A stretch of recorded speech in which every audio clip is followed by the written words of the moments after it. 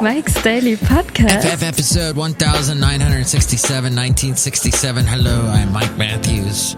Here we are with Mike's Daily Podcast. And it's a show where I'm going to sing a song, and it's Thursday, and that's cool because sometimes I don't get to my show, and I have these lines that I sing that you really enjoy. I know you're thinking, Mike Matthews, why do you do this show? Well, it's because I guess that Mike's Daily Podcast.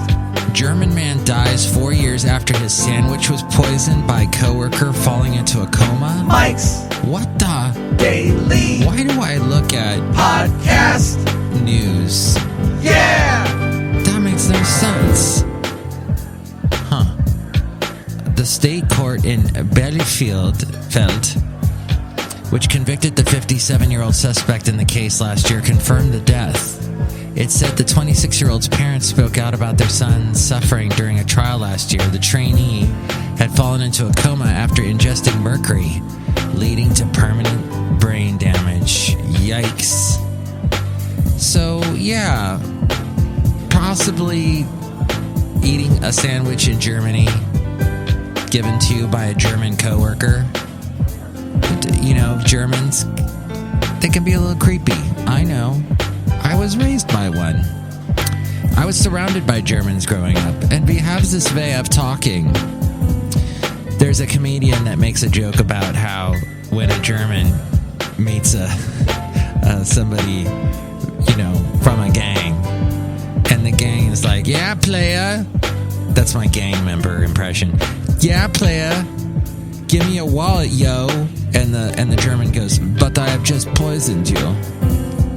And then the comedian falls down, mimicking as if the gangster had been poisoned and he died. So, what do I say? Why am I saying all this? I feel bad for the family. And here's today's podcast picture. But dang, mercury's bad. So Netflix must pull gay Jesus. Brazil's top court strikes down ban on Netflix film portraying Jesus as gay. Oh. Okay. Yes. And then there was a story of who's getting another show, getting more episodes.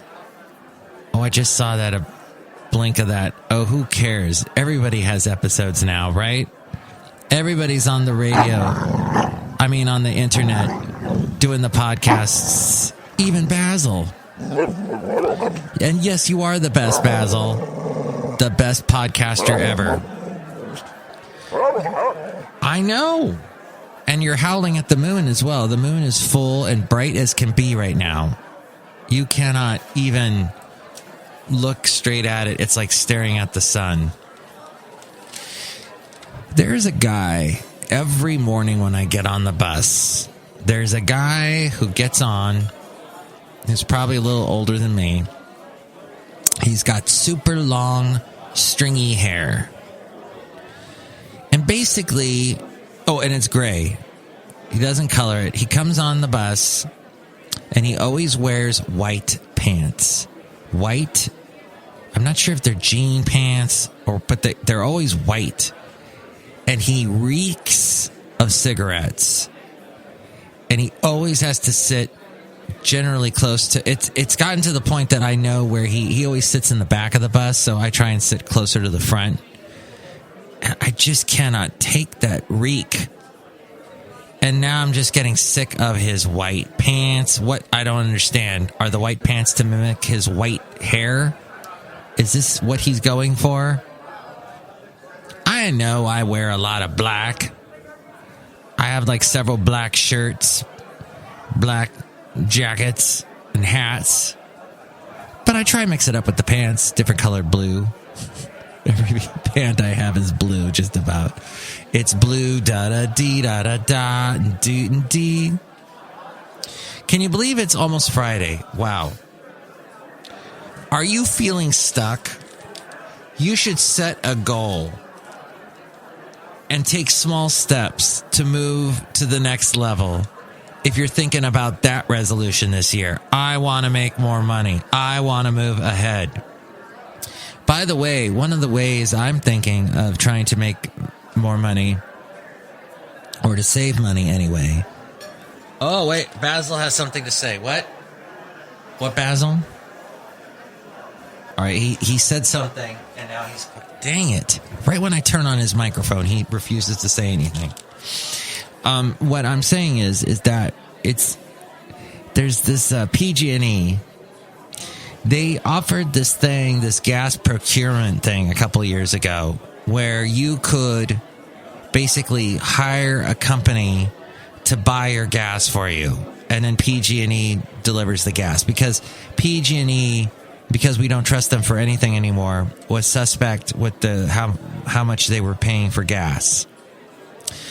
And when I was married, my ex-wife got us into that, and I'm still in the same house and still paying the gas bill. And I'm noticing the prices with the gas, buying the gas, has gone up. So I'm wondering if that's, you can't just accept things. You got to revisit the stuff that you have. And no, I do not have, it's a recurring charge, but I can refuse to pay it. It's not something like it's pulling it out of a checking account or bank account or anything like that. So I can go in there and I can say, what's going on, company that buys this gas? Is this really a good idea? Should I just go back to PG&E? I don't know. But it's that time of year when you need to think about these things and think about the way you do things, and should you keep doing it this way. Remember the first day at your new job? You had butterflies in your stomach. Sometimes, however, routine work can lead to boredom, and that first day vibe is replaced with feeling stuck. The top 3 causes of feeling stuck includes feeling underappreciated. As we go outside a cafe anyway, we're bringing Mike's Daily Podcast somewhere in Podcastro Valley today. Podcastro Valley. Also, when you see no possibility for an advancement and being passed over for a promotion. If this sounds like you, know that feeling stuck is a signal to pause, set new goals, and create a path to a better place. Yeah! You can do it. Or so says this article from Costco, written by Marty Fisher. And it's really hard to read by the moonlight, even though the moonlight is so bright, but I'm trying to read this to you anyway. So here are some ideas. First off, set a goal. The good news is that feeling stuck means you have ambition. That's right. You feel stuck because you know there's something better and you're inspired. Consciously or unconsciously, you've already started thinking about a job or a company change or a different responsibility in your current role. The first step is to write down every detail of your ideal job. What do you want your title to be? What role is it? Responsibilities, the structure, the company culture. Focus. Then work your professional network. Yes, you are surrounded by a network. They may or may not be professionals, but there are people that could get you a job that you know right now. Start with people who are doing what you want to do or are connected to in some way to where you want to go. Ask your network for help building a target list of organizations. Oh, and I should also throw an extra step in there for entitled millennials. Hey. Well, there's entitled everybody. Entitled Gen Xers, entitled boomers, entitled Gen Zers. And then I think that's pretty much everybody, isn't it? Oh, and then grandparents, great-grandparents that want a job because they're bored. But there are people that are entitled and they think they deserve a certain amount of money for what they're doing. And they may or may not be right, but at the same time, when you're talking entry into a company from something possibly you have no connection to previously, or the connection is not like airtight, it's you got to kind of go, and accept it. There's one guy I know. He says never say no. If it's a company, if it's a job that you really want, you should never say no. I mean, you should say no to some things.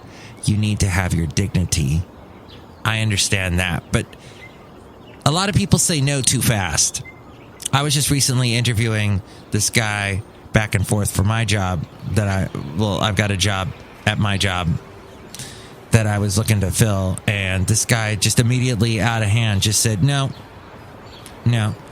He was asking a lot of questions, and they weren't there. Actually, there wasn't a single question about how much I was going to pay him or how much my company would pay him.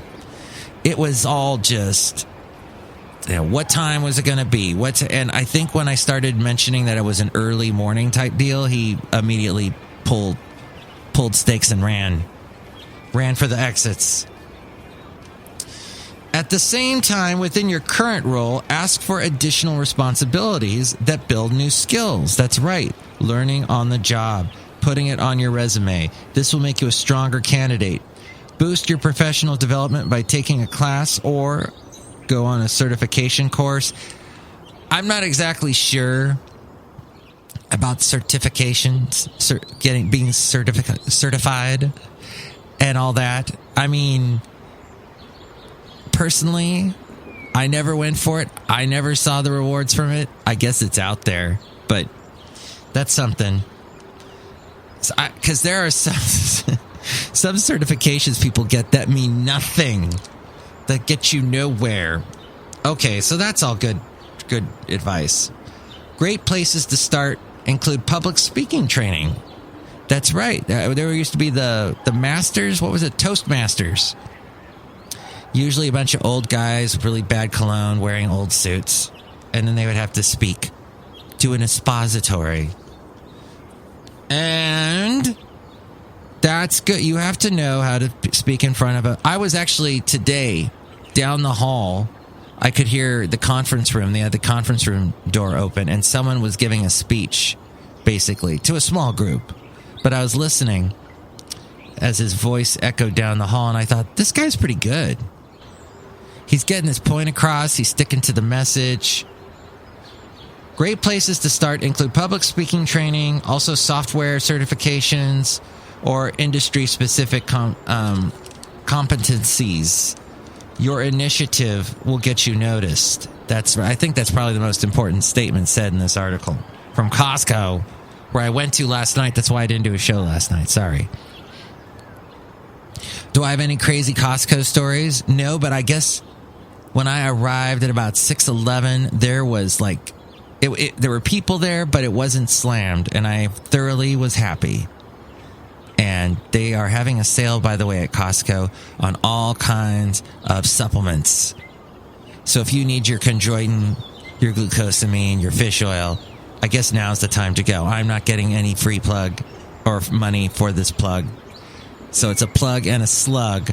Hey, Costco, why don't you do something about the people that just stop and block all traffic when there's somebody trying to get you to buy their delicious deep-fried taquitos or egg rolls or whatever the heck they make.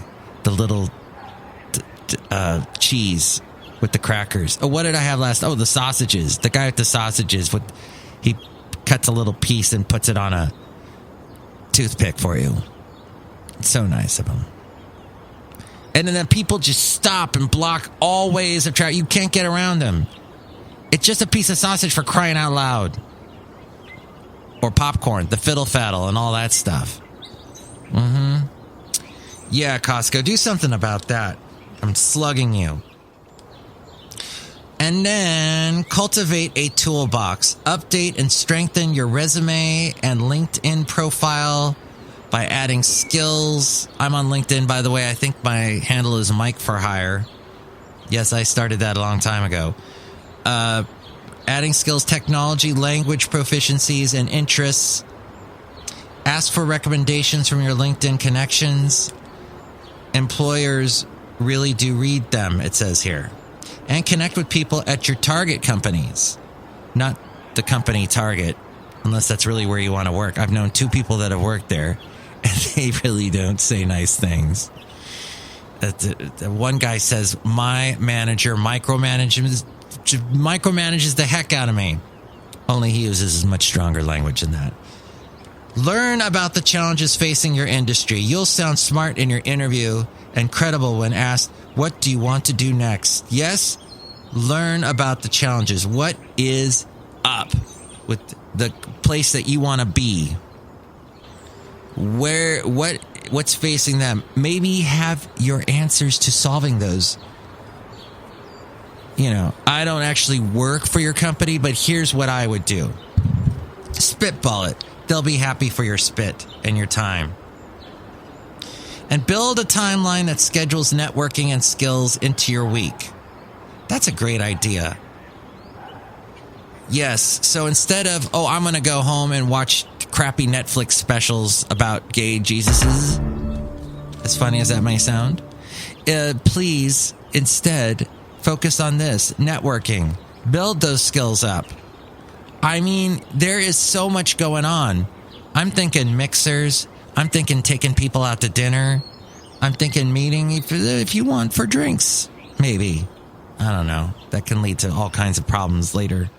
But a timeline keeps you accountable for your search. All right, and finally, make time. Once you have a goal, a target list, new skills, start looking for your next gig. Block out calendar time to work exclusively on getting and preparing for interviews. Yes, you got to put the time in and put the time on the calendar. And finally, if you don't, I know I said finally 8 times.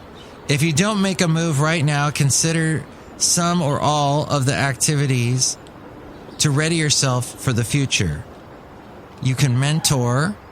Mentoring reminds you why your experience matters and helps others succeed. That's true. It does. And it reminds you that you're important and, you're helping someone. And that gets paid forward. And that's all good. And it helps everyone else up. The tide rises and all the ships rise along with it. That sort of thing. Learn or try to... Come on, Moon. Give me some more light. Learn or try something new. Boost your confidence. It will... maybe improv comedy, for example. Oh, God, there's so many improv comedy things now. Be careful, though, the ones that charge you a ton. Compare. There's so many improv comedy places now. Well, maybe not where you live, but definitely in the Bay Area. And finally, volunteer. Yes, finally, that was the 20th finally. You can join forces with an employee resource group, or connect with an outside organization you admire. Volunteering, that's a great idea. What a great article that was. And once again, thank you to Marty Fisher, a New York City-based career advisor specializing in career transition and leadership development. Look who's out here at Cafe Anyway, located somewhere in Podcastro Valley, the last place on earth right now. Hi, Mike. It's Benita, the rodeo queen. How ya doing? It's a disgruntled fiddle player. Tell you What? I think that all those things he talked about in that article are helpful for people that want to get out of the rut. And you say finally too much. I know. Finally, it's a happened to me. Everything. Is that CC Wines? And look who else is here. Hello, Mike. I make the delicious root beer. Have some right now. I'll cut you as we stand outside looking at the beautiful moonlight. Oh, boy. Yes, the beautiful moonlight. Next show, it'll be the wonderful Madame Rootabega, Valentino, and Bison Bentley. What do you think about all this? What are your tips for getting out of the rut, getting ahead, getting into a new position? A rut, by the way, also as this one pastor that I hear all the time on the radio, because I work for a radio station that has a lot of pastors on it. This one pastor likes to talk about ruts, and when you drive in Alaska and you're on these certain roads that you don't get to be anywhere you want on the road as you're driving on it, you have to be inside of a tire rut. It is basically the tire has gone down into the dirt, and it is like a tire print that all the other tires have driven over. So it's like a secure, safe driving track. Yeah, that kind of thing. So people say in like Alaska and places like that where they have these driving ruts that keep an eye on what rut you're in, because you're going to be in it for a long time. And so that's not the best rut to be in.